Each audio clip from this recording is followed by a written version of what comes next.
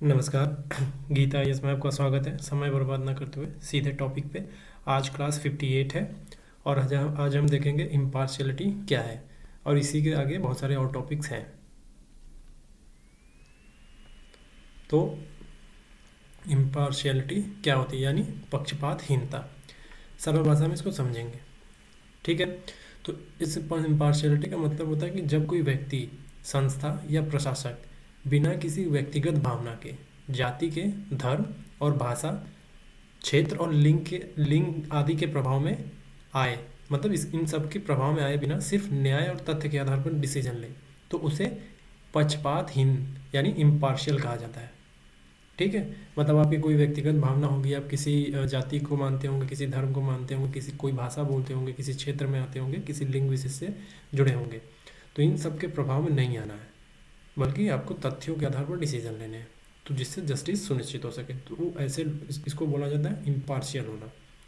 इसके कुछ गुण हैं, जैसे फेयरनेस, न्यायप्रियता, सभी को समान मानना और मेरिट के आधार पर डिसीजन लेना। ये होता है इम्पार्शियलिटी का गुण। एक एग्जांपल लेते हैं। देखिए 2016 में एक मूवी आई थी पिंक। तो उसमें क्या होता है, एक जज होता है, अंत में जब फैसला सुनाता है तो क्या करता है, वो लड़की की ना कोई पृष्ठभूमि जानने देखता है, ना ही वो कपड़े देखता है, ना ही सामाजिक छवि देखता है, सिर्फ डेटा, केवल डेटा के आधार पर वो जस्टिस देता है, ठीक है। तो ये एग्जाम्पल है। और एक पर्सनालिटी का नाम सुना होगा आपने, TN session, chief election commissioner. तो उन्होंने क्या किया था, चुनाव सुधारों के दौरान सभी दलों के प्रति जो है उन्होंने समान रवैया रखा था। तो ये इम्पार्शियलिटी के एग्जाम्पल्स हैं। अब सवाल है कि न्यूट्रलिटी यानी तटस्थता क्या है। सरल भाषा में समझिए। इसका मतलब ये है कि जब कोई व्यक्ति या संस्था किसी विवाद, बहस या संघर्ष में किसी भी पक्ष को समर्थन नहीं देता, ठीक है, ना ही विरोध करता है, तब उसे न्यूट्रल कहा जाता है। नहीं उस विरोध में न किसी का समर्थन कर रहा है, ना किसी का पक्ष ले रहा है, किसी के पक्ष में नहीं हो, न्यूट्रल होकर देख रहा है, ठीक है। तो उसको कहते हैं कि तटस्थ रहना। मतलब दो लोगों की लड़ाई के बीच में टांग नहीं अड़ाने जा रहा है बीच में, तो वो तटस्थ है। लेकिन इसको और अच्छे से एक्सप्लेन करेंगे। इसका गुण क्या है, न्यूट्रलिटी का गुण क्या है। इसका मतलब ये है कि न पक्ष में जाना न विपक्ष में जाना, और भावनात्मक और राजनीतिक हस्तक्षेप से दूरी रखना और शांतिपूर्ण स्थिति बनाए रखना, ये होता है न्यूट्रलिटी। अब इसका सबसे अच्छा एग्जाम्पल ये है, स्विट्ज़रलैंड एक देश है। तो एक बुक में उसके बारे में बताया जा रहा है स्विट्ज़रलैंड देश का, कि स्विट्ज़रलैंड एक ऐसा देश है जो न्यूट्रलिटी को अच्छे से फॉलो करता है।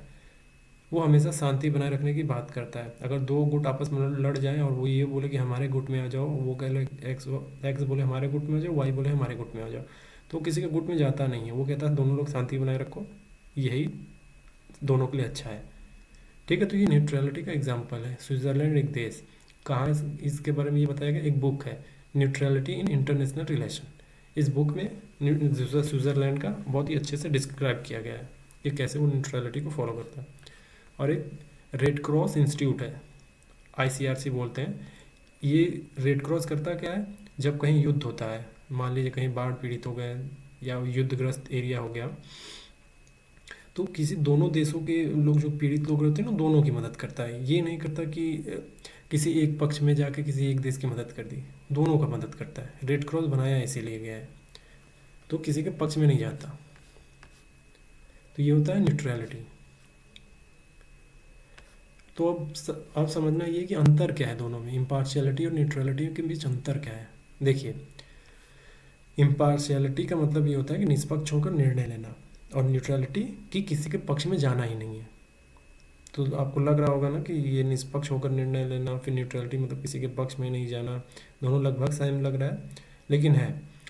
देखिए, इम्पार्शियलिटी का सीधी भावना क्या होता है, एक्टिव फेयरनेस होता है, और न्यूट्रलिटी का पैसिव नॉन अलाइनमेंट, मतलब किसी के गुट में नहीं जाएगा, किसी को डिस्टर्ब नहीं करेगा, किसी को सपोर्ट नहीं करेगा।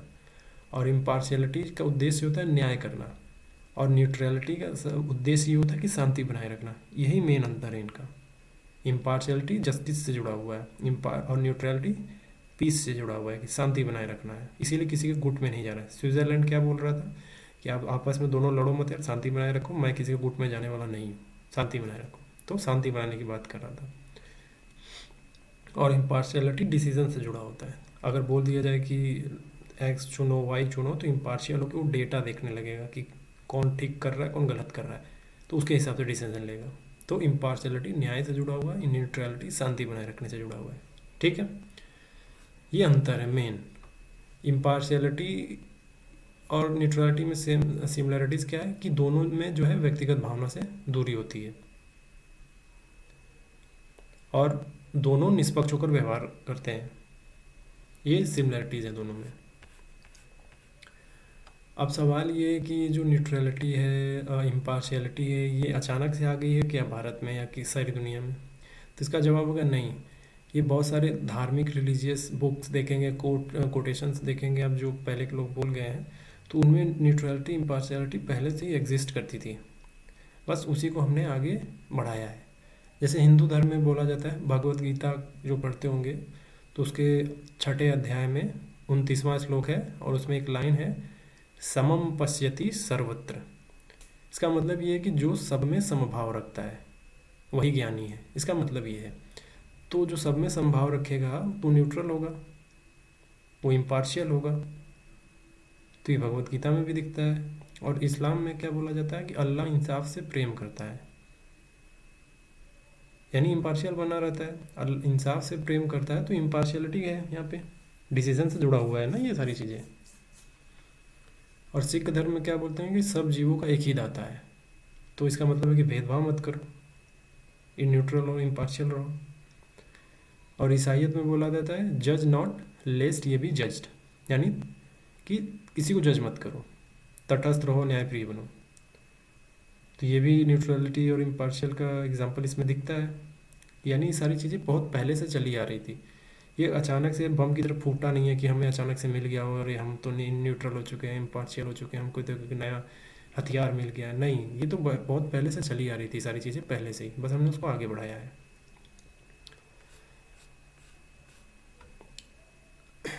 ठीक है, और इसमें बहुत सारे एग्जाम्पल है, मूवी के एग्जाम्पल है, जैसे मराठी फिल्म का कोट हो गया, गांधी जी के कोटेशन हो गया, वो भी है, आप पढ़ लेंगे। तो अब सवाल ये है कि यूपीएससी एथिक्स 4 में, जीएस 4 में से कैसे रिलेट करें इसको इम्पार्शियलिटी को। प्रशासन में मेरिट बेस्ड सिलेक्शन जब होता है ना, तो ये इम्पार्शियलिटी पे बेस्ड होता है। एससी, एसटी, ओबीसी, ईडब्ल्यूएस के लिए समान पॉलिसी बनाना, ये इम्पार्शियलिटी का रूल है। न्यूट्रलिटी, सेकुलरिज्म, आर्टिकल 25 से 28 आप देखेंगे तो न्यूट्रलिटी को ही फॉलो किया जा रहा है, सारे धर्मों में सद्भाव बनाने के लिए, यानी शांति बनी रहे। और सिविल सर्वेंट का राजनीतिक दलों से दूरी बनाए रखना, ये भी न्यूट्रलिटी है। तो सबको कंक्लूड करने पे ये निष्कर्ष रूप से हम ये बोल सकते हैं कि इम्पार्शियलिटी जो है एक एक्टिव एथिकल ड्यूटी है।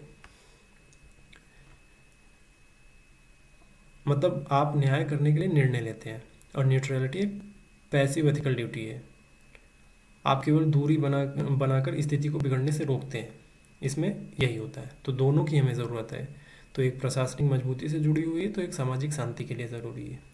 ठीक है, तो इम्पार्शियलिटी प्रशासनिक मजबूती के लिए है और न्यूट्रलिटी समाज में शांति बनाए रखने के लिए। अब हम क्या करेंगे कि इम्पार्शियलिटी, न्यूट्रलिटी, ऑब्जेक्टिविटी और नेचुरल जस्टिस के बीच एक लिंक देखेंगे। उससे पहले आपको इम्पार्शियलिटी, न्यूट्रलिटी, ऑब्जेक्टिविटी पता है क्या होता है। अब हम नेचुरल जस्टिस पे बात करेंगे कि क्या है नेचुरल जस्टिस। देखिए, ये आर्टिकल 14 से जुड़ा हुआ है, भारतीय संविधान के आर्टिकल 14 से जुड़ा हुआ है। नेचुरल जस्टिस का मतलब ये होता है कि सभी व्यक्तियों को कानून की नज़र में बराबरी का हक होना चाहिए, किसी के साथ भेदभाव नहीं होना चाहिए। तो अब सवाल ये है कि कैसे होगा, बराबरी का हक कैसे होना चाहिए, इसके कुछ आधार तो दिए गए होंगे। भेदभाव कैसे नहीं होना चाहिए, तो इसके भी कुछ आधार होंगे। मतलब क्या नहीं होने चाहिए कि इसका आधार होगा। इसके दो मुख्य सिद्धांत हैं नेचुरल जस्टिस के, ये दोनों होना ही चाहिए। पहला है सुनवाई का अधिकार, यानी ऑडी अल्ट्रम पार्टम, इसको बोलते हैं कि ऑडी अल्ट्रम पार्टम, इसका मतलब होता है सुनवाई का अधिकार। और दूसरा है निष्पक्षता का अधिकार, इसको बोलते हैं नेमो जुडेक्स इन कॉजा सुआ, लीगल टर्म में।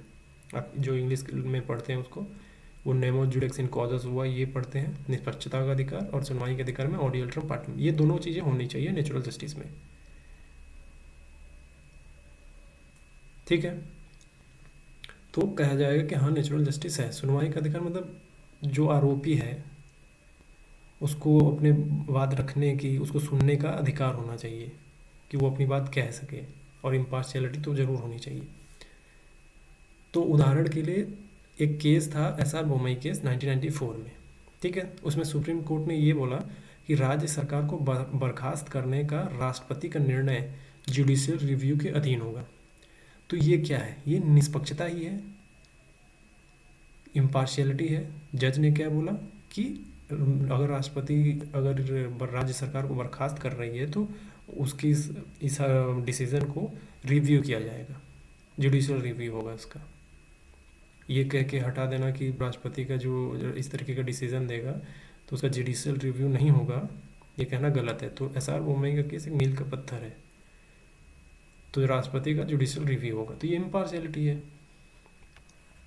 समझ में आ गया नेचुरल जस्टिस क्या है। तो अब इम्पार्शियलिटी का मतलब आप जानते हैं कि बिना किसी निजी भावना, जाति, धर्म या पार्टी के प्रभाव में है निर्णय लेना। अब इसका लिंक नेचुरल जस्टिस से कैसे है, ठीक है। देखिए, नेचुरल जस्टिस तभी संभव हो पाएगा जब निर्णय लेने वाला अधिकारी पक्षपात से मुक्त हो, है ना। जो डिसीजन मेकर है वो जब इम्पार्शियल होगा तभी तो जस्टिस तय कर पाएगा, नहीं तो अगर वो इम्पार्शियल नहीं है तो कैसे वो नेचुरल जस्टिस या जस्टिस हो पाएगा। तो तुम्हारा तो अन्याय हो जाएगा। इम्पार्शियल ना होना, एक कदम आगे बढ़ जाना, इम्पार्शियल ना हो के एक कदम आगे बढ़ना ही ये कहेंगे कि अन्याय के रास्ते में बढ़ रहा है, अन्याय ही है, न्याय नहीं करेगा, ये उल्टी सीधी हरकतें होंगी, फिर इलीगल एक्टिविटीज़ में इन्वॉल्व होगा, इधर की चीज़ें उधर करेगा। तो आप जब कोर्ट मराठी मूवी है जो 2014 में आई थी, आप उसमें देखेंगे तो ये सारी चीज़ें आपको दिखेंगी कि कैसे एक इम्पार्शियल एक जज जो है इम्पार्शियल नहीं रहता। डॉक्टर भीमराव अंबेडकर और महात्मा गांधी ने इम्पार्शियलिटी, न्यूट्रलिटी, ऑब्जेक्टिविटी, इन सब चीज़ों को बहुत ही ठोस तरीके से माना था इन लोगों ने। तो BR अम्बेडकर जो हमेशा संविधान में समानता की बात करते थे, क्योंकि वो खुद गुजरे थे इन सब चीज़ों से, इन इक्वालिटी से, उनके साथ काफ़ी भेदभाव हुए थे। अब हम ये देखेंगे कि न्यूट्रलिटी का लिंक इम्पार्शियलिटी से कैसे है। इन न्यूट्रलिटी का मतलब तो आप जानते हैं कि जब हम किसी विवाद या परिस्थिति में खुद को भावनात्मक या वैचारिक रूप से किसी पक्ष में नहीं जोड़ते अपने आप को। तो इसका लिंक इम्पार्शियलिटी से कैसे है। न्यूट्रल रहना, देखिए तटस्थ रहना ही हमें पक्षपात रहित निर्णय लेने की दिशा में ले जाता है।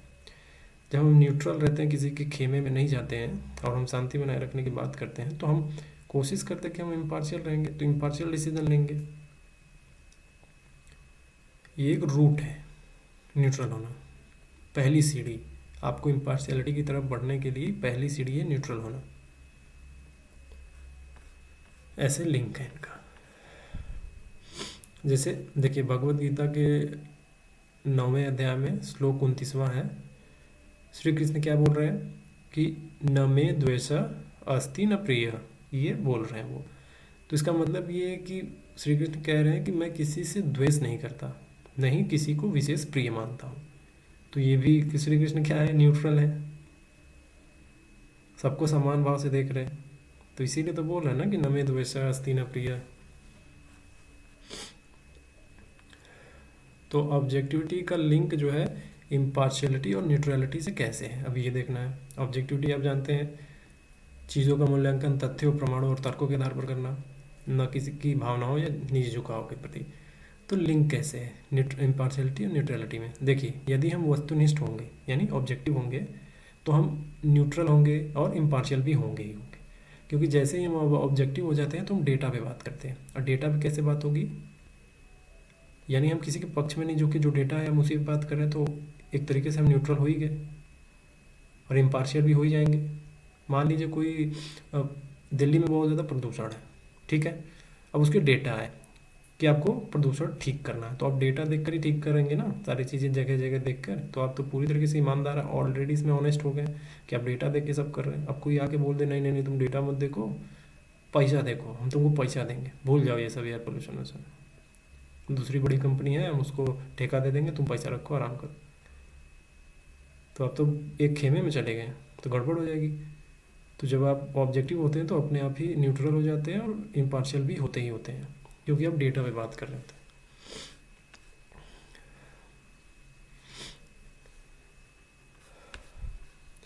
अब एक एग्जांपल लीजिए जिससे चारों चीज़ें एक साथ लिंक हो जाए। चारों चीज़ें कौन सी? Natural justice, neutrality, impartiality, objectivity. देखिए, मान लीजिए एक डीएम, डिस्ट्रिक्ट मजिस्ट्रेट, जो है किसानों के प्रदर्शन और पुलिस के बीच के विवाद का समाधान करना चाहता है। ठीक है, तो वो पहली चीज़ क्या करेगा? वो सभी पक्षों की सुनवाई करेगा, सबको सुनेगा। तो ये क्या है? सबको सुनने का मतलब क्या है? सुनवाई का अधिकार, ऑडियल ड्रम पार्टम हो रहा है, तो नेचुरल जस्टिस है ये। फिर वो क्या करता है कि किसी एक पक्ष में भावनात्मक रूप से जुड़ता नहीं है, किसी भी पक्ष में, तो क्या है? ये न्यूट्रलिटी है। तीसरी चीज़ क्या करता है? वो किसी जाति या राजनीतिक पक्षपात नहीं करता, वो कोई भी इस तरीके का, तो क्या है? ये इम्पार्शियल हो गया। और वो तथ्यों और रिपोर्टों के आधार पर डिसीजन दे रहा है, तो यहाँ पे क्या निकलेगा? ऑब्जेक्टिव भी है, यानी ऑब्जेक्टिव भी है, इम्पार्शियल भी है, न्यूट्रल भी है और नेचुरल जस्टिस का सम्मान करता है। तो उसका डिसीजन कैसा होगा? न्याय संगत होगा, ट्रांसपेरेंट होगा, प्रशासनिक दृष्टि से बहुत ही आइडियल माना जाएगा उसको। ये तो चलो मैंने सिद्धांतिक बातें बता दी कि हाँ ये ऐसा ऐसा होगा, ऐसा ऐसा करेगा, लेकिन अगर असलियत में ऐसा कर दिया तो क्या होगा? ट्रांसफ़र या माथे पर रख के गोली मार दिया जाएगा, बहुत ज़्यादा आइडियल निकला तो। मतलब किसी तरीके से इसको तोड़ने की कोशिश की जाएगी। ये रियलिटी में होता है। और किताबों की दुनिया में क्या होता है? एकदम यूटोपिया आ जाता है, राम राज्य आ गया पूरा का पूरा, कहीं कुछ हो ही नहीं रहा है, बढ़िया खराब सब अच्छा हो रहा है।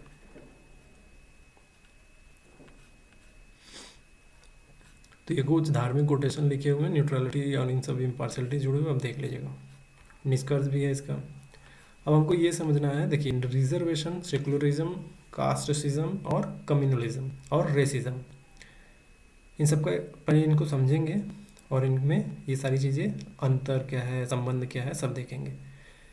देखिए, मैं हमेशा ये बोलता हूँ कि अगर पढ़ाई का मतलब ये होता है कि आप कोई टॉपिक पढ़ें, बस आपको सेंस लग जाना चाहिए कि वो क्या है, आपको समझ आ गया। अब आपको उसको अपने लैंग्वेज में बोल के एग्जाम्पल बना बना के अपने से समझा देना चाहिए। अब कोई साइलेंसर टाइप का आदमी होगा तो वो 3 इडियट का साइलेंसर टाइप का रटने वाला आदमी होगा, तो आपसे रटी रटाए किताबी ज्ञान मांगेगा। तो आप सीधे से ये बोल दीजिए कि मुझे नहीं पता, मैं गधा हूँ, मुझे नहीं पता, आप तेजू खां हैं, आप आगे बढ़िए। ठीक है, वहाँ पे नीचे पीछे हट जाना ज़्यादा बेहतर है, क्योंकि जो रटने वाले लोग होते हैं उनसे बहस करके क्या कर लेंगे? वो हाइपर होने लगेंगे 2 मिनट में। तो सीधे गर्दन नीचे करिए, कहिए आगे बढ़िए भाई, हमको नहीं पता, जय राम जी की, ये बोलिए आगे बढ़िए। पढ़ाई का मतलब होता है समझ पैदा करना, क्योंकि वो समझ आपको आगे ले जाएगी, वही चीज़ आगे काम आने वाली है। किताबें आपके साथ जाने वाली नहीं है। सड़क पे आप चलते हैं तो किताब जो है कंधे पे नहीं रहता, लोग आपको देखते हैं। तो आपका बिहेवियर, बोलने का तरीका, चलना, सब कुछ आप में अगर आप आत्मसात करते हैं, समझते हैं, तो बात करके 2 मिनट में समझ में आ जाता है। तो समझने पे फोकस करना है। अब जैसे ही रिजर्वेशन, अब इसके किताब में बहुत सारी परिभाषाएं हैं, लेकिन आपको समझना है कि आरक्षण है क्या, बस मतलब सेंस समझना है आपको। इसका मतलब है कि समाज के पिछड़े, दलित, आदिवासी या कमज़ोर वर्गों को शिक्षा, नौकरी, राजनीति आदि में विशेष अवसर देना, ताकि समानता की दिशा में सब आगे बढ़ सके, बस इतना ही है। और आप सब कुछ जानते हैं, बस आपके सामने ये सारी चीज़ें आ रही हैं, आप जानते सब है, बस धुंध हट रही है, पढ़ ले रहे हैं, दिमाग में बन जा रहा है कि हाँ चलो ठीक है ये है। जैसे सरकार ने जो है 2023 में ओबीसी के मेडिकल छात्रों को नीट पीजी में आरक्षण देने का डिसीजन लिया था, ताकि वो आगे बढ़े। क्यों? क्योंकि संविधान के अनुच्छेद 15 क्लॉज 4 और 16 क्लॉज 4, इसमें SC ST OBC को विशेष सुविधा देने की बात करी गई है, तो वो आरक्षण के रूप में आता है। अगर इसको और अच्छे से समझना है तो आरक्षण के मुद्दे को, तो अब आरक्षण, एक 2011 में एक मूवी आई थी आरक्षण, जिसमें बहस हुई है काफ़ी आरक्षण को लेके, तो आप देखेंगे मूवी तो समझ में आएगी। दूसरा है सेकुलरिज्म, धर्मनिरपेक्षता, पंथनिरपेक्षता, ये बोली। इसका मतलब ये है कि राज्य किसी एक धर्म का पक्ष नहीं लेगा, ठीक है, वो सभी धर्मों को समान सम्मान देगा और स्वतंत्रता देगा। ये होता है सेकुलरिज्म, इतना ही समझना है। तो इसकी बात कहाँ की गई है? संविधान की प्रस्तावना में बात करी गई है। हम भारत के लोग भारत को एक संपूर्ण प्रभुत्व संपन्न समाजवादी पंथ निरपेक्ष लोकतंत्रात्मक गणराज्य बनाने के लिए, ये सारे ऐसे वर्ड आते हैं ना उसमें, पंथ निरपेक्ष भी आता है, तो उसी की बात हो रही है। तो संविधान की प्रस्तावना में है आर्टिकल 25 से 28 के बीच में धार्मिक स्वतंत्रता का अधिकार दिया गया। तो वो सेकुलरिज्म को प्रमोट करता है, दिखाता है। ठीक है, तो सेकुलरिज्म समझ में आ गया आपको। जातिवाद क्या होता है, कास्टिज्म क्या होता है? इसका मतलब ये है कि जाति के आधार पर भेदभाव या फिर श्रेष्ठता का दावा करना कि हमारी जाति बहुत ज़्यादा श्रेष्ठ है, बाकी सब दीनहीन प्राणी है, ऐसा बोलना, तो ये जातिवाद है। तो आर्टिकल, अगर आप जातिवाद को और अच्छे से महसूस करना चाहते हैं तो एक मूवी है आर्टिकल 15 2019 में आई थी, जातिगत भेदभाव और पुलिस की भूमिका को दिखाया गया है। आप देख सकते हैं उसको, जो जो मैं फिल्म बोलता हूँ ना, देख सकते हो, मतलब उसको देखना है, देख लीजिए। इससे आपका टेम्परामेंट बदलता जाएगा। फिल्में काफ़ी हेल्प करती हैं चीज़ें समझने में। तो सवाल ये है कि अब ये तो जातिवाद तो भारत देश से ख़त्म हो गया होगा। नहीं, इसका जवाब है नहीं ख़त्म हुआ है। द हिंदू में 2023 में एक रिपोर्ट आई थी कि राजस्थान में एक दलित बच्चे को ऊंची जाति के बच्चे से पानी पीने पर पीट पीट कर मार दिया गया था। ये अभी भी हो रहा है। और आपने राजनीति पॉलिटिक्स में देखा ही होगा कैसे होता है, जातिगत जाति के आधार पर चुनाव करवाना। तो अब कम्युनलिज्म क्या होता है, यानी सांप्रदायिकता। इसका मतलब ये होता है कि धर्म के आधार पर नफरत, हिंसा या राजनीति करना। सिंपल इतना ही मतलब है, ज़्यादा समझना नहीं है इसमें। कि धर्म को आधार बनाएंगे और नफरत, हिंसा फैलाएंगे, राजनीति करेंगे, जो मन करे उल्टा सीधा हरकत सब करेंगे, वो कम्युनलिज्म हो जाता है, सांप्रदायिकता, बैड सांप्रदायिकता। एग्जाम्पल इसका गोधरा राइट्स 2002 में हुआ था ना, तो हिंदू मुस्लिम दंगे हुए थे, सांप्रदायिकता का सबसे भयावह उदाहरण है वो। एक मूवी है परजानिया, ये नसरुद्दीन शाह की मूवी है, इंग्लिश में है, यूट्यूब पे मिल जाएगा। तो आपको दिखाई देगा इसमें दंगे के बीच इंसानियत की लड़ाई जैसी चीज़ें की सांप्रदायिकता दिखेगा उसमें। अब सवाल ये है कि रेसिज्म यानी नस्लवाद क्या है। इसका मतलब ये है कि त्वचा के रंग या नस्ल के आधार पर भेदभाव करना, काला गोरा, मैं ऊंची नस्ल का हूँ, तुम नीची नस्ल के हो, ये बोलना, मंगोलॉइड होना, द्रविडियन होना, अफ्रीकन होना, ये सब जो बोले जा रहे हैं नस्लवादी, नस्ल के आधार पर भेदभाव करना। तो आपने एक मूवमेंट सुना होगा आई कांट ब्रीथ, या फिर ब्लैक लिव्स मैटर, जो यूएसए में हुआ था, जॉर्ज फ्लॉयड केस था वो, 2020 का मामला है। तो ये भी रेसिज्म का ही एक एग्जांपल है। एक मूवी है द हेल्प, 2011 में आई थी, अमेरिका के नस्ली भेदभाव पर आधारित है। आप देखना चाहें तो देख लीजिए, बहुत अच्छे से दिखाया गया है इसमें। द हेल्प, लिखने की ज़रूरत नहीं, सारी चीज़ें नोट्स में मिली हुई हैं, पहले से ही है नोट्स में, बस उसको पढ़ लेना है।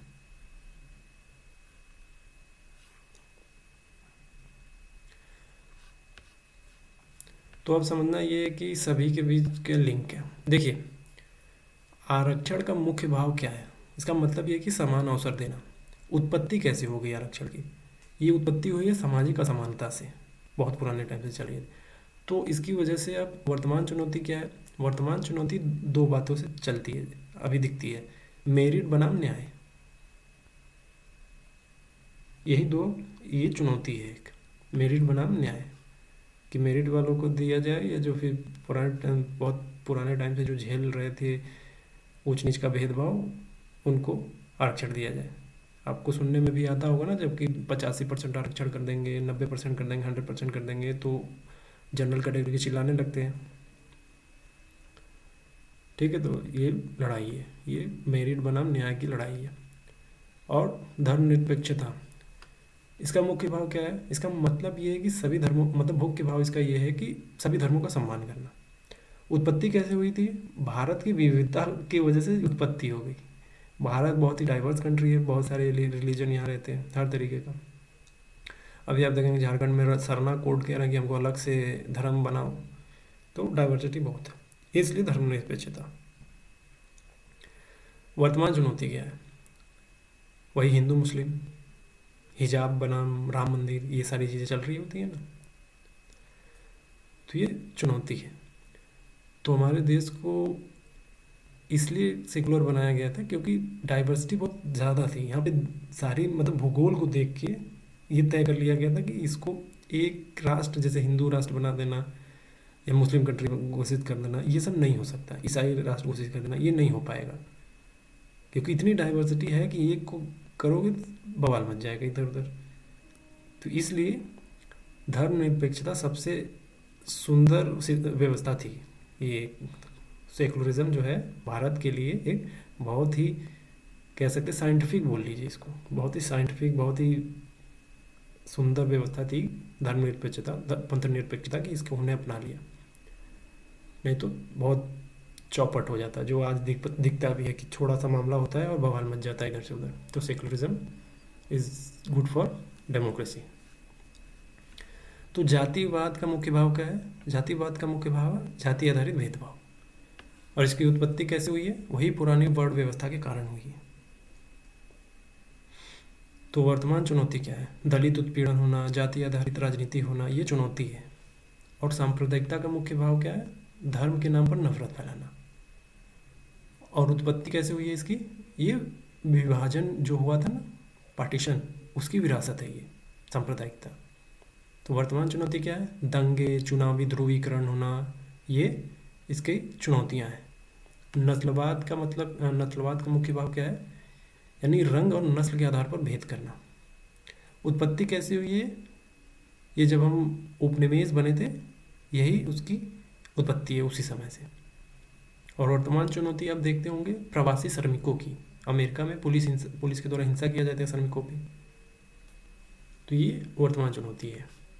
तो अब सवाल ये कि यूपीएससी एथिक्स GS4 में और आपके व्यक्तिगत जीवन में इसका उपयोग कैसे किया जाए, मतलब इन सब चुनौतियों को, जैसे नस्लवाद, सांप्रदायिकता, जातिवाद और इन सब चीज़ों को कैसे टैकल किया जाए, किन चीज़ों से किया जाएगा। देखिए, पहली बात तो इक्वालिटी से टैकल किया जाएगा, माने सभी को बराबर समझिए, आरक्षण दीजिए, कानून लागू करिए, जो बराबर नहीं उनको बराबर करने की कोशिश करिए, सुविधाओं से, आरक्षण से, कानून से। दूसरा है सहिष्णुता, टॉलरेंस के द्वारा, यानी सांप्रदायिकता को सौहार्द से, सांप्रदायिक सौहार्द से टैकल करना चाहिए, शांति व्यवस्था बनेगी। इम्पैथी के द्वारा, यानी जाति धर्म आधारित पीड़ा को समझना चाहिए हमें, संवेदनशीलता लानी चाहिए अपने अंदर, इससे प्रशासन जो है न्यायिक होगा। इम्पार्शियलिटी, यानी निष्पक्षता को आगे बढ़ाना चाहिए, तो बिना पक्षपात के डिसीजन लेंगे हम, तो जाति, धर्म और जाति से ऊपर उठेंगे, तो ये सारी जो नफरत है वो ख़त्म होंगे। और जस्टिस, न्याय, मतलब संविधान में जो लिखा है उसके तहत चलना।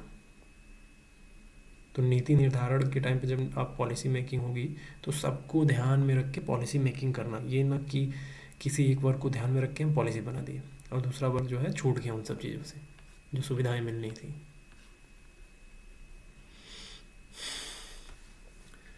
तो अब हमको ये समझना है इम्पार्शियलिटी और न्यूट्रलिटी का एनालिटिकल पार्ट। देखिए, एनालिटिकल पार्ट तो आपको खुद करना चाहिए, लेकिन क्योंकि ये शुरुआती दौर है, जो लोग पढ़ते होंगे शुरुआत से बिल्कुल, तो उनको एनालिसिस करना आता नहीं है। तो ये मैं दे रहा हूँ एनालिसिस, आपको तरीका समझ में आ जाएगा कि एनालिसिस किया कैसे जाता है। कोई चीज़ आपने पढ़ा, फिर उसका आप एक ओपिनियन बनाना। आपने एनालिसिस किया होगा तभी तो आप ओपिनियन बना पाएंगे, तो ओपिनियन बनाना ज़रूरी है किसी भी चीज़ को लेकर। तो इम्पार्शियलिटी और न्यूट्रलिटी का एनालिसिस के बाद पहला ये है कि ये प्रशासनिक मूल्यों का स्तंभ है, इम्पार्शियलिटी और न्यूट्रलिटी, यानी pillar of the administrative ethics. ये पिलर है, अगर ये पिलर हिला तो पूरा प्रशासनिक जो एडमिनिस्ट्रेटिव सिस्टम है वो ढह जाएगा। देखिए, किताबों में तो सब कुछ यूटोपिया जैसा ही पढ़ाना पड़ेगा, बताना पड़ेगा, देखिए इसको मानिए। अब वो आपके ऊपर है कि आप मानेंगे कि नहीं मानेंगे। यही हाल होता है हमेशा, जो मानते हैं ठीक से चलता है, नहीं मानेंगे तो कहाँ से चलेगा। तो निष्पक्षता और तटस्थता प्रशासनिक सेवा के सबसे प्रमुख सिद्धांत है। क्यों? क्योंकि ये यही सुनिश्चित करते हैं कि कानून का एक समान प्रयोग हो, न कि किसी जाति, धर्म, विचारधारा या वर्ग के पक्ष में झुकाव हो। तो ये लोकतंत्र में जनता का विश्वास बनाए रखते हैं। ठीक है, मान लीजिए उदाहरण के लिए, जब किसी डीएम को दंगे वाले इलाके में भेजा जाए, तो वो किसी एक समुदाय की भावना के साथ न होकर बल्कि सामूहिक शांति व्यवस्था के साथ खड़ा हो जाए, तो ये निष्पक्षता और तटस्थता दोनों की मांग करेगा। ये ऐसा करने के लिए आप न्यूट्रल होने चाहिए, इम्पार्शियल होने चाहिए, तभी आप ऐसा कर पाएंगे। सबको साथ लेके चलने वाली बात। इम्पार्शियलिटी और न्यूट्रलिटी का सूक्ष्म अंतर मैंने अंतर बता दिया था, लेकिन फिर भी एक माइक्रो लेवल पे जाके हम डिफरेंस देखते हैं। देखिए, निष्पक्षता का मतलब क्या है? सभी पक्षों को बराबर समझना। तटस्थता, किसी के पक्ष को समर्थन न देना। और निष्पक्षता जो है सक्रिय रूप से संतुलन बनाए रखता है, और तटस्थता क्या करता है? निष्क्रिय या विवेकशील दूरी बनाए रखता है। ठीक। निष्पक्षता क्या करता है? न्याय की भावना से प्रेरित होता है। तटस्थता संयम, विवेक और धैर्य से प्रेरित होता है। निष्पक्षता अगर ज़्यादा सक्रियता बढ़ जाती है निष्पक्षता की, इम्पार्शियलिटी की, तो पक्षपाती भी दिख सकते हैं आप। मतलब बहुत ज़्यादा निष्पक्ष हो गए आप कि अब तो हम इम्पार्शियल ही रहेंगे, बहुत ज़्यादा इम्पार्शियल हो गए, तो उनको भी बोला जाएगा हो सकता है कि इम्पार्शियल नहीं है, ये बहुत ज़्यादा ही दिख रहा है इम्पार्शियलिटी। तो इंटेंसिटी ज़्यादा नहीं होनी चाहिए इसकी, संतुलन लेके चलना है। और तटस्थता ज़्यादा निष्क्रिय होने से उपेक्षा का आरोप लग जाता है। मतलब दो देशों के बीच में अब लड़ाई हो गई है, अब आप बोल रहे हैं कि हम न्यूट्रल है, आप आगे आके ये तो नहीं ये बोल दें कि नहीं शांति बनाए रखो, तो ये होता है कि न्यूट्रल है आप, इनसेंसिटिव नहीं हो रहे हैं। अब ये हो रहा है कि जैसे इजराइल फिलिस्तीन में मार काट हो रहा है, तो आप बोल रहे हैं शांति बनाए रखो, शांति बनाए रखो, बीच बीच में बोल रहे हैं, तीसरा देश बोल रहा है, तो बोला जाए कि वो न्यूट्रल है। ठीक है। अगर वही ये हो जाए कि एक देश दूसरे देश को एकदम पूरा जिनोसाइड कर दे और कोई बोले ही ना, तो ये तो इनसेंसिटिवनेस है पूरी तरीके से। तो बीच में आके बोलना पड़ेगा ना सबको कि नहीं यार तुम गलत कर रहे हो, रोको इसको। भले आप दोनों खेमों में नहीं गए, लेकिन एक को बोल रहे हैं कि मत करो ये, तो ये न्यूट्रलिटी का पॉजिटिव रूप दिखेगा। ये ना कि इनसेंसिटिव हो जाए और संवेदनशील ही हो जाए। तो एक ईमानदार देश, एक ईमानदार सिविल सर्वेंट, दोनों के बीच जो है संतुलन बनाए रखने की कोशिश करता है, इम्पार्शियलिटी और न्यूट्रलिटी के बीच में। तीसरा विश्लेषण इसका ये है कि इसका नेचुरल जस्टिस से गहरा संबंध है। आर्टिकल 14 क्या कहता है? Equality before law. तो ये जो बात है, ये निष्पक्षता की संवैधानिक जड़ है। तो कानून सबके लिए समान हो और सभी नागरिकों के साथ जो है बिना भेदभाव के व्यवहार किया जाए, तो ये न्यूट्रलिटी और इम्पार्शियलिटी का जड़ है, नेचुरल जस्टिस।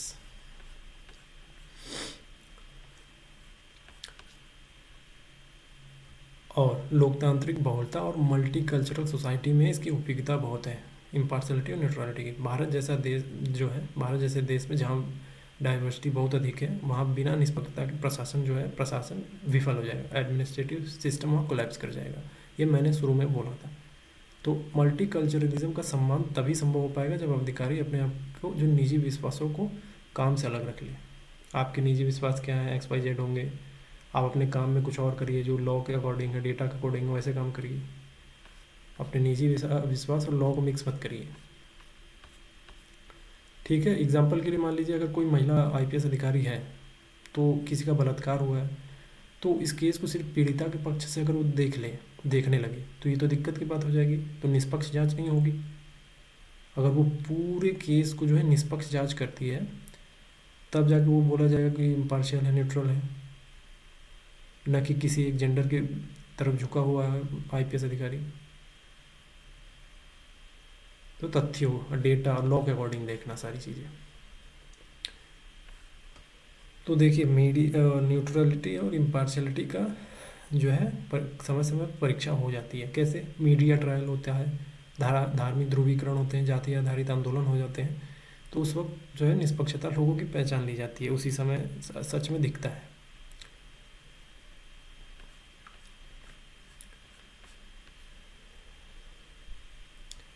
तो और कहाँ कहाँ काम आते हैं? जब हमारे वैल्यूज़ जो है कॉन्फ्लिक्ट करते हैं, हमारे जो खुद के वैल्यू सिस्टम होते हैं वो कॉन्फ्लिक्ट करते हैं, तब न्यूट्रलिटी इम्पार्शियलिटी काम करते हैं। कई बार निष्पक्षता और संवेदनशीलता टकरा जाते हैं आपस में। तो अगर एक अधिकारी दलित बस्ती में पीड़ा देखकर संवेदनशील हो जाता है, तो क्या वह तटस्थ रह पाएगा? ये सवाल है। या फिर अगर वह तटस्थ होने की कोशिश करेगा, तो क्या इंसाफ हो पाएगा? इसलिए निष्पक्षता का मतलब ये नहीं है कि भावनाओं को पूरी तरीके से बंद कर दिया जाए, बल्कि ये कि भावनाएं निर्णय को अंधा न कर दे, डिसीजन को ब्लाइंड न कर दे बिल्कुल तरीके से। तो संतुलन की बात कर रही है। इम्पार्शियलिटी न्यूट्रलिटी से क्या होता है? मोरल लीडरशिप बनता है। जैसे Mahatma Gandhi, Nelson Mandela, Abraham Lincoln, ये कैसे लोग थे? न्यूट्रलिटी और इम्पार्शलिटी को फॉलो करते थे, तो एक अच्छे लीडर के रूप में उभर के सामने आए। तो आज के जो लीडर बेहतर बनेगा वो इन्हीं मूल्यों से कह सकते हैं कि जुड़ा हुआ होगा, तभी हो पाएगा बेहतर एक लीडर उभर के सामने आएगा, नहीं तो फिर गाली पड़ेगी। तो सीधा से सीधा सारा इसका सार ये है कि निष्पक्षता और तटस्थता, कोई मशीन जैसा व्यवहार नहीं करना होता। एक सतत मूल्य संघर्ष है ये। न्याय, संवेदना, विवेक, कानून और संवैधानिक मूल्यों के बीच संतुलन लाना पड़ता है। तो ये प्रशासन को केवल तकनीकी नहीं बल्कि नैतिक रूप से जिम्मेदार बनाते हैं। इम्पार्शियलिटी, न्यूट्रलिटी, ये आपके सिलेबस में टॉपिक है, इसीलिए पढ़ाया जा रहा है। एक एक टॉपिक सिलेबस शुरू में दिखाया है इसको पढ़ाते वक्त, और लास्ट में जब इस टॉपिक ख़त्म होगा पूरा का पूरा, तब मैं सिलेबस दिखाऊंगा, तो समझ में आएगा कि एक एक टॉपिक होते जा रहा है। अब हमको देखना है नॉन पार्टीजनशिप, यानी गैर पक्षपातिता क्या होता है। देखिए, इसका मतलब ये होता है कि किसी भी विचारधारा, राजनीतिक दल, समुदाय या व्यक्तिगत झुकाव से ऊपर उठकर निष्पक्ष, न्याय संगत और विवेकपूर्ण ढंग से डिसीजन लेना। ठीक है, तो ये जो कोई भी सिविल सर्वेंट हो या एडमिनिस्ट्रेटर हो, तो इसके लिए बहुत ही इम्पोर्टेंट मोरल वैल्यूज है उसका, नॉन पार्टीजनशिप। मान लीजिए उदाहरण के लिए कोई सरकारी अफसर है, उसके पास दो फाइलें आती हैं, ठीक है, एक अपने किसी रिश्तेदार की, दूसरी एक सामान्य नागरिक की। अगर वो व्यक्ति रिश्तेदार को फ़ायदा पहुंचाने के लिए नियम तोड़ता है तो वो पक्षपात करता है, लेकिन अगर वो नियम और जनहित को प्राथमिकता देता है और दोनों मामलों को एक जैसा निर्णय लेता है दोनों मामलों में, तो ये नॉन पार्टीजनशिप है। समझ में आया? यही है। अब कुछ प्लेटो ने बोला है, कुछ मैक्स वेबर ने बोला है आइडियल ब्यूरोक्रेसी के बारे में, फिलोसोफर किंग के बारे में। अब इसमें लिखा है, पढ़ लेंगे, समझ में आ जाएगा। एक मूवी है न्यूटन, जो 2017 में आई थी। आपने अगर वो मूवी राजकुमार राव की देखी होगी तो नॉन पार्टीजनशिप का सबसे अच्छा एग्जाम्पल है वो मूवी। उसमें जो काम किया है इलेक्शन कराने के लिए, कैसे वो निष्पक्ष तरीके से इलेक्शन कराने की पूरी कोशिश करता है, ये उसमें दिखाया गया है।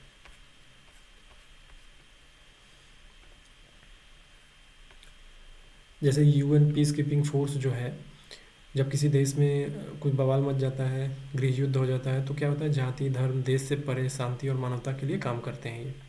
तब ये आगे बढ़ के जो है खाना पहुंचाना और लड़ाई को, मतलब पीस कीपिंग फोर्स है तो शांति बहाल करने के लिए पूरी कोशिश करते हैं। तो ये जो पीस कीपिंग फोर्स है, ये नॉन पार्टीजनशिप का उदाहरण है सबसे अच्छा। वो देश मैटर नहीं करेगा, कौन से देश में क्या हो, कौन सा देश है। आप लोग सब अपने भावनाओं के स्तर पे बोलते हैं ना कि ये तो ऐसा देश है, वो तो ऐसा देश है, इसको इसकी मदद करनी चाहिए, उसको उसकी नहीं करनी चाहिए। तो वो ये सब नहीं देखते हैं, वो बस ये देखते हैं कि आदमी मर रहे हैं, यानी ह्यूमन राइट्स को प्रोटेक्ट करने की कोशिश करते हैं पूरा। उनका प्राइमरी मोटिव यही होता है कि ह्यूमन राइट्स को प्रमोट करो, सीधे प्रोटेक्ट करो उनके, क्योंकि लोग मर रहे हैं, जेनोसाइड जैसी हालत ना हो जाए। महात्मा गांधी, डॉक्टर भीमराव अम्बेडकर, गुरु नानक देव जी, ईसा मसीह, प्रॉफेट मोहम्मद, इन्होंने सब ने कुछ ना कुछ बोला है नॉन पार्टीजनशिप। ठीक है, तो ये पढ़ लीजिए, ये नॉन पार्टीजनशिप के एग्जाम्पल है पूरे के पूरे। और एथिक्स पेपर में ऐसे ही क्वेश्चन आते हैं, जैसे भीमराव अम्बेडकर जी ने बोल दिया, जैसे मैं उस धर्म को नहीं मानता जो स्वतंत्रता, समानता और भाईचारे को सिखाता है। मतलब मैं उस धर्म को मानता हूँ जो स्वतंत्रता, समानता और भाईचारे को सिखाता है, न कि किसी एक वर्ग को। ये आपको कोटेशन दे देगा क्वेश्चन में, अब बोलेगा एक्सप्लेन करो इसको, तो आपको लिखना पड़ेगा इसको। जो एथिक्स के पेपर आते हैं बहुत ज़्यादा अमूर्त टाइप के आते हैं, आप इंटेंजिबल टाइप का, दिमाग में इमेज तक नहीं बनेगा कैसे हैंडल करें। तो इसको प्रैक्टिस से ही होगा। आप प्रीवियस ईयर पेपर देखेंगे, जितना ज़्यादा देखेंगे, उतना टाइम बिताएंगे प्रीवियस ईयर पेपर से, उतना ही एग्ज़ाम के नज़दीक रहेंगे। टेस्ट के भरोसे बैठे रहेंगे कि टेस्ट के भरोसे चलेंगे, तो टेस्ट का अपना अलग ही एल्गोरिदम चल रहा होता है। वो फेल कराने के लिए पूरा कोशिश करते हैं कि फेल हो, फिर आओ, फिर टेस्ट दो। Previous year question paper must है, उसी को बार बार दोहराते रहिए, एक तरीके से रटते रहिए, ताकि क्वेश्चन से फैमिलियर रहे कि यूपीएससी किस तरह के क्वेश्चन पूछ रहा है। प्रशासन में नॉन पार्टीजनशिप का महत्व क्या है? देखिए, सही नीतियों का चुनाव करना, बिना किसी राजनीतिक दबाव के जनहित में फैसले लेना, कानून के समक्ष सब समान हो। न्याय का आधार क्या है? न दोस्ती में पक्षपात, न दुश्मनी में अन्याय। यही है नॉन पार्टीजनशिप। पता सब है आपको, बस अच्छी अच्छी बातें बता रहा हूँ मैं क्योंकि सिलेबस में यही आपको लिखने के लिए चाहिए मटेरियल ना। तो यूपीएससी एथिक्स में क्यों ज़रूरी है नॉन पार्टीजनशिप? इसलिए ज़रूरी है क्योंकि प्रशासन में निर्णय लेने की क्षमता को मजबूत करता है, लोकतंत्र और संविधान की रक्षा करता है, न्यूट्रलिटी, ऑब्जेक्टिविटी और नेचुरल जस्टिस का ये मूल आधार बनता है नॉन पार्टीजनशिप। तो अब सवाल ये है कि नॉन पार्टीजनशिप बनती कैसे है। देखिए, आसान है, वही सोशलाइजेशन के प्रोसेस में चले जाइए।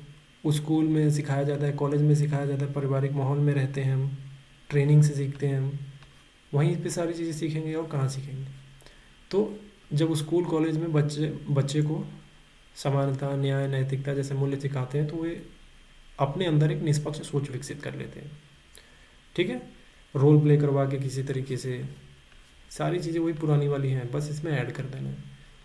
परिवार का माहौल, अगर कोई बच्चा जो है ऐसे परिवार में बड़ा हो जहाँ जाति, धर्म, वर्ग के नाम पर भेदभाव नहीं होता हो, तो वह नैतिक रूप से निष्पक्ष सोच रखेगा। ये तो होगा ना, परिवार में जो है सबको सम्मान दिया जा रहा है तो वो भी उस तरीके का व्यवहार डेवलप कर लेगा। तो उसके अंदर नॉन पार्टीजनशिप का भी जो वैल्यूज़ है वो भी आ जाएंगी। सब धर्म बराबर है, माता पिता ये सिखाएं बच्चे को, तो उसको आत्मसात करेगा। ट्रेनिंग के द्वारा हम सीखते हैं, जैसे आईएएस, आईपीएस और आईएफएस जो होते हैं, ऐसी सेवाओं में जो है प्रवेश से पहले फाउंडेशन कोर्स में नॉन पार्टीजनशिप पर विशेष जोर दिया जाता है। फाउंडेशन कोर्स होता है आपका, ट्रेनिंग के दौरान सिखाया जाता है आपको। लबाजना में ये होता है, Lal Bahadur Shastri National Academy of Administration में अधिकारियों को सिखाया जाता है कि कैसे राजनीति से दूरी बनाकर रखना चाहिए, संविधान के अनुसार काम करना चाहिए। ये सारी बातें हैं, जितनी अच्छी अच्छी बातें सिखा सकते हैं। उनको फिर पता होता कि सीख उख नहीं रहा, बस एग्ज़ाम तो पास कर ही लिया है, बस ये चिल करने आया है ट्रेनिंग के दौरान, और फ़ोटो वोटो खींचेगा और अपनी सक्सेस स्टोरी अपलोड कर रहा होगा कि अगरबत्ती की रोशनी में पढ़ रहे थे। जुगनू जुगनू जब जुगनू होकर हमारे पास से गुजरता था तो उसकी रोशनी में पढ़ लेते थे हम। इस मूड में रहता है। संविधान से प्रेरणा मिलती है। क्या? संविधान के अनुच्छेद 14, 15, 16, 21 सभी को बराबरी का अधिकार देते हैं। तो अगर अफसर अगर संविधान को गंभीरता से पढ़ता है तो उसमें स्वाभाविक रूप से नॉन पार्टीजनशिप की मानसिकता आती है। तो यहाँ से सीखता है, संविधान से सीखता है। अब वही सवाल ये है कि नॉन पार्टीजनशिप क्यों ज़रूरी है। तो उत्तर सेम है कि लोकतंत्र की रक्षा के लिए, न्याय और समानता बनाए रखने के लिए, जनता का विश्वास बनाए रखने के लिए, और प्रशासनिक निष्पक्षता के लिए। इसमें सारे एग्जाम्पल दिए हैं, आपको पढ़ लेना है बस, सारे एग्जाम्पल हैं। जैसे मैंने अभी बोला क्यों जरूरी, तो लोकतंत्र की रक्षा के लिए, तो नीचे एक्सप्लेन किया गया उसको एग्जाम्पल के साथ। न्याय और समानता बनाए रखने के लिए नीचे एक्सप्लेनेशन है उसका। बहुत आसान है, पढ़ते ही समझ में आ जाएगा। ठीक है, तो निष्कर्ष रूप में ये बोलेंगे कि नॉन पार्टीजनशिप जो है सिर्फ एक गुण नहीं है, बल्कि एक लोकतांत्रिक प्रशासन की आत्मा है। जैसे डॉक्टर भीमराव अम्बेडकर ने कहा था ना, public official should be public servant, not a servant of a party और आइडियोलॉजी। समझ में आया? तो अब हमको ये समझना है कि नॉन पार्टीजनशिप का एनालिटिकल पार्ट, मैंने हमेशा बोला कि विश्लेषण करना आपकी काम है, लेकिन मैं इस पूरे एक बार मैं पूरा बताऊंगा, फिर आप अपने से एनालिसिस करना सीख जाएंगे। तो पहला विश्लेषण क्या है इसमें, नॉन पार्टीजनशिप क्या करता है, लोकतंत्र में शक्ति संतुलन लाता है, यानी बैलेंस ऑफ पावर बनाता है। यदि अफसर जो है किसी राजनीतिक दल या विचारधारा के पक्ष में झुक जाता है तो सरकार की कठपुतली बन जाएगा, ऐसे ऐसे डांस कराने लगेगा सर गवर्नमेंट उनको। जैसे अभी आरोप लग रहे हैं ना इलेक्शन कमीशन पे, इलेक्शन कमीशन अपने आप में एक संवैधानिक बॉडी है पूरी की पूरी, जो कि गवर्नमेंट से सेपरेट है, लेकिन फिर भी उसको नचाया जा रहा है, ऐसा आरोप लग रहा है ना। तो विश्लेषणात्मक बिंदु ये है कि इससे नीति निर्माण पक्षपातपूर्ण हो जाता है और संवैधानिक मूल्यों का धज्जी उड़ जाती है, हनन हो जाता है अगर ये कठपुतली बन जाए कोई अफसर राजनीतिक दल का।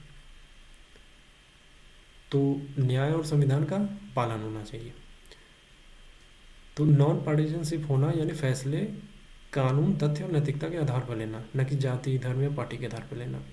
आर्टिकल 14 तभी लागू हो सकता है जब अधिकारी नॉन पार्टीजन को फॉलो करे या हो, गैर पक्षपाती हो। पब्लिक ट्रस्ट और लेजिटिमेसी, यानी निष्पक्ष अफसर ही जनता में विश्वास कायम कर सकता है। जो निष्पक्ष नहीं होगा कहाँ से कायम कर पाएगा, वो तो उल्टी सीधी बातें करेगा। तो अगर अफसर जो है, इसका विश्लेषणात्मक पक्ष ये है कि अगर अफसर जो है पक्षपाती हो जाएगा तो लोग सोचते हैं कि सिर्फ सत्ताधारी पार्टी के लोग ही लाभ पाएंगे। इससे प्रशासन पर से भरोसा पूरा का पूरा उठ जाता है, जैसा कि आज उठ चुका है। मतलब पूरा खड़ा नहीं हुआ, धीरे धीरे उठ रहा है।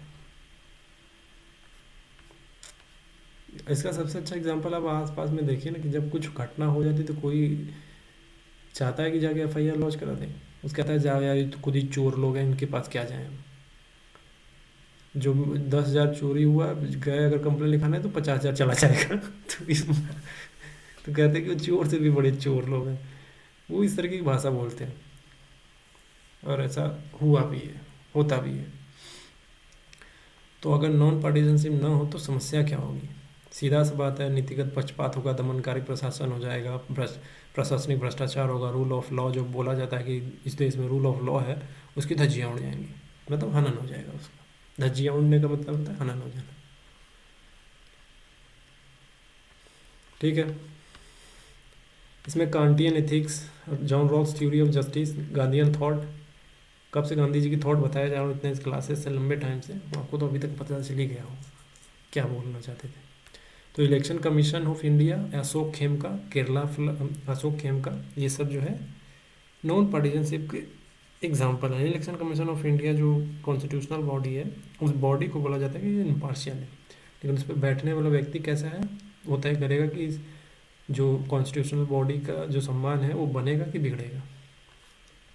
अशोक खेमका नॉन पार्टीजनशिप को फॉलो करते हैं, इसीलिए इतना बारी ट्रांसफ़र हुए कि उनको सब ट्रांसफ़र मैन बुलाने लगे। उनको बुलाया जाता है ना, उनको ट्रांसफ़र मैन बुलाया जाता है। कितने दिन टिकेंगे वो? तो नॉन पार्टीजनशिप कोई भावनात्मक गुण नहीं है, बल्कि एक संवैधानिक जिम्मेदारी है। ये प्रशासनिक नैतिकता की रीढ़ है, स्पाइनल कॉर्ड है। तो जहाँ अफसर अपने निर्णय में विवेक, संतुलन और सत्यनिष्ठा दिखानी चाहती है, नहीं दिखाएंगे तो गड़बड़ होगा। अगर एक अफसर नॉन पार्टीजन नहीं है तो अफसर नहीं बल्कि दल का प्रवक्ता बन जाता है। ठीक है। तो यूपीएससी एथिक्स की यही एक आत्मा है, ये नॉन पार्टीजनशिप, गैर पक्षपातिता, ये एथिक्स GS4 की आत्मा है, ये एथिक्स की आत्मा है, ये एडमिनिस्ट्रेशन का आत्मा है।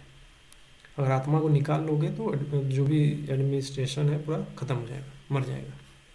बस देखने के लिए रहेगा कि हाँ वो जॉम्बी जैसा हो जाएगा पूरा, कि हाँ चलो जिंदा चल तो रहा है लेकिन आत्मा नहीं है अंदर।